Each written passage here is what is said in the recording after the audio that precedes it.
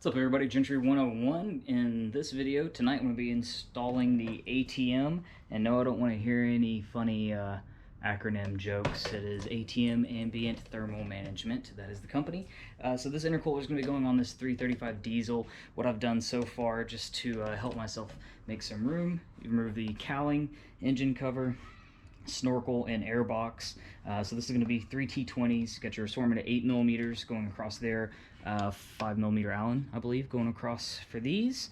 I have my boot taken off here.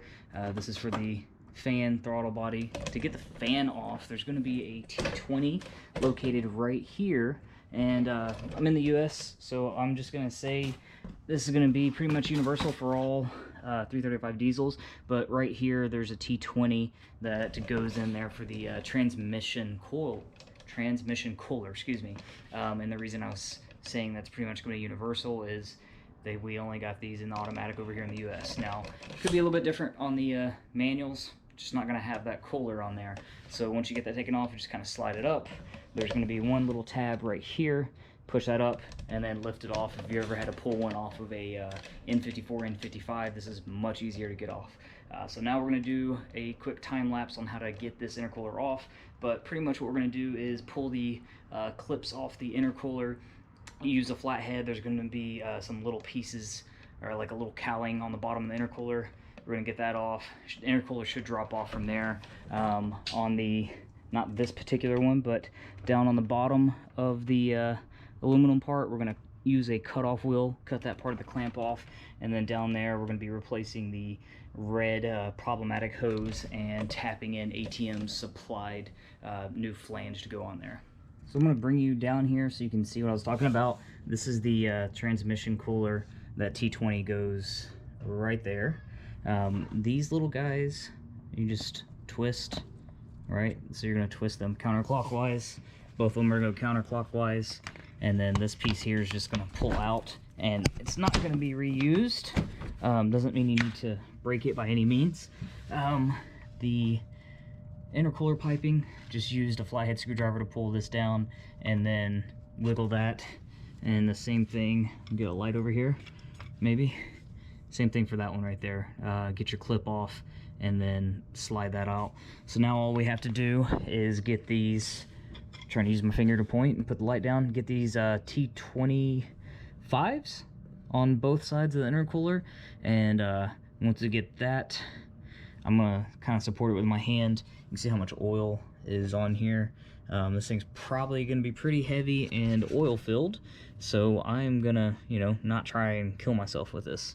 Okay, so got this hose off. These are only tricky, or as tricky as you make them. So what you need to do is just apply a little bit of pressure into the big boost turbo, and what that does is it pushes, there's a lip inside the turbo, it kind of pushes that, and it doesn't even require a whole lot of force. You just push it a little bit. What it does is compress it, and then you can pop that out. The piece that is supplied from ATM is going to go inside of there. So I'm going to clean up inside the turbo, even though it's not, that bad. And then it comes with some supplied Loctite. And check out our dampener since we're down here, which looks good. All of that little kind of cracking stuff really is just the like the finish on the rubber. Belts look good, nice and dry under here. Don't have any active leaks, which is a huge plus. And so let's get that tapped on again. So it's real simple. It's going to be next to impossible for me to film. I'm going to clean that part up there. The supplied piece, I guess I could show that, and Loctite.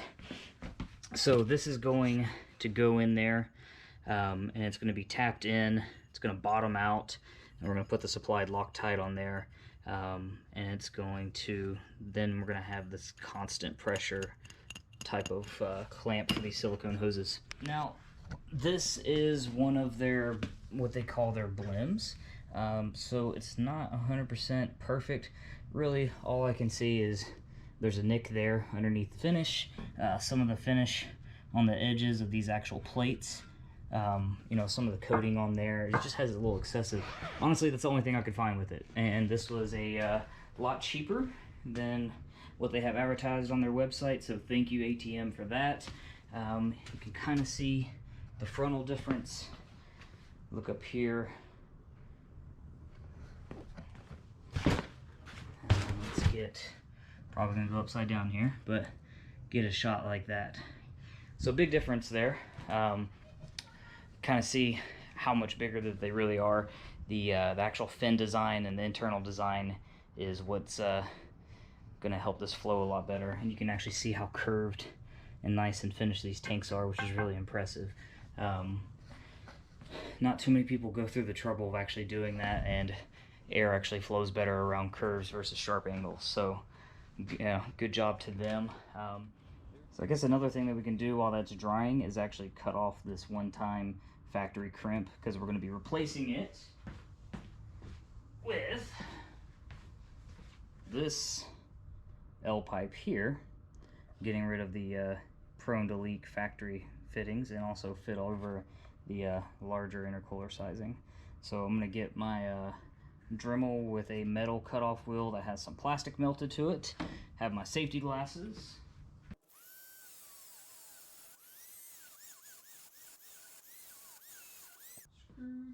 Screwdriver, where are you? Screwdriver, I need you. Now that's off there, and we can just wiggle this off, like so. And there we go. Get rid of that factory leaking thing. Okay, I have officially been on this you know, since pulling it in the garage for about an hour and 15 minutes now. There is this little section that I cut out here, and then excuse the crooked cutting, but went through and cut, I don't know, ½ an inch off this piece here. This right here I don't think I had to do, but that right there where there's like a little L shape, I did have to cut that out. The intercooler literally has to slide up right there. Otherwise, I don't see how in the heck you're gonna get it in there. Just some quick little shots, maybe give you an idea of what you're gonna have to do if you do one of these.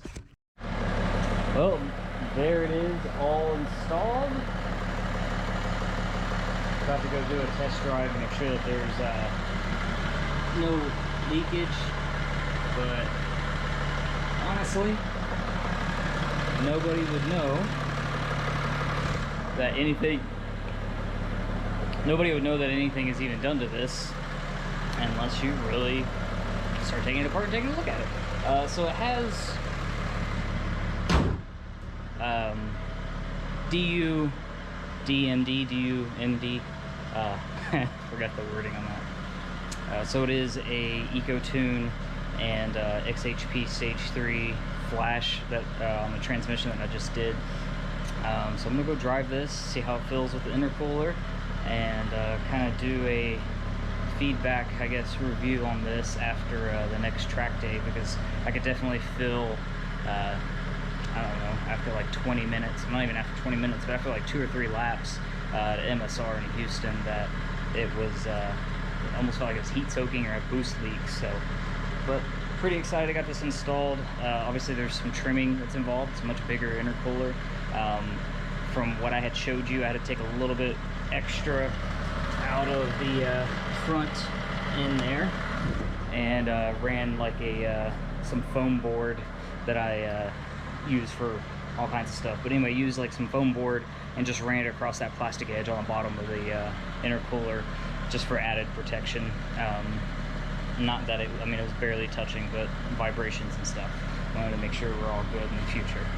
So yeah, after the next track day, we'll see how this does. Thanks everybody for watching.